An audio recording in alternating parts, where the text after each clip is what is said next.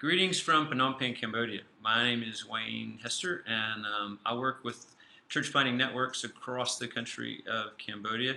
And we're beginning to see the effects of COVID-19 here.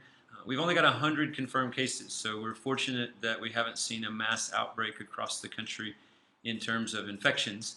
But because Cambodia is an economically fragile country, we are seeing the effects of the economy already, both locally and then global effects that are already taking place.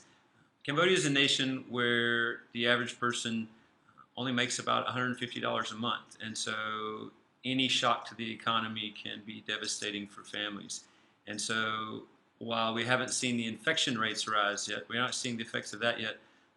Already the global impact is affecting the country and affecting people, especially with the bans on meetings, businesses closing down, people staying at home from work.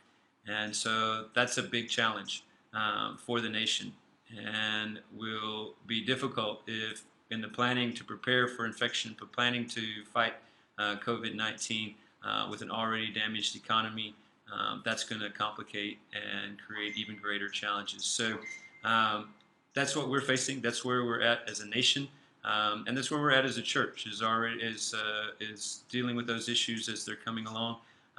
The church in Cambodia has responded in a beautiful way. Similar to other nations, we're seeing churches innovate. We're seeing churches go on online services, online cell groups, using social media and technology to care for one another, minister to another, stay connected, and communicate well. So we're seeing a lot of exciting things, seeing the church rise up in that sense. There's a lot of fear across the nation, a lot of fear, a lot of hurting already because of the economy. But what we see, some of the beautiful things we've seen, innovation looks different here because it's very much a rural country. 70 to 80% of the country is rural. And so some of the exciting things that we're seeing, just this week we had church planters going to some of the most rural villages in the country on motorcycles and putting out posters, government posters, and on COVID-19 health alerts, on helping to slow the spread of COVID-19.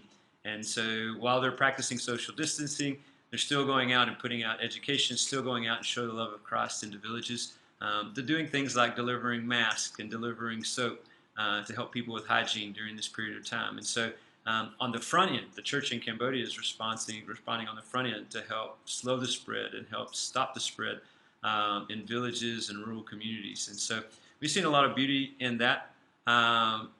And even in the midst of knowing the economy is going to be challenging and difficult, church planters using their own resources to be light in this ever increasing darkness in the country. And so we've been excited to see the church respond in those types of ways. One of the things that we've looked at, we've seen in the leadership of churches, has been exciting. Those churches that, a lot of people are asking about, well, how do we lead in a crisis? And my takeaway from all of this and watching churches around the world that have responded well have been that they had a few things already in their culture before. It was actually more about their leadership culture before the crisis as opposed to some type of crisis management. It was churches that have delegated well in the past, churches that have a high degree of trust amongst their leadership, churches that have great communication structures, and then churches that have a lightweight but strong backbone to support across all their ministries.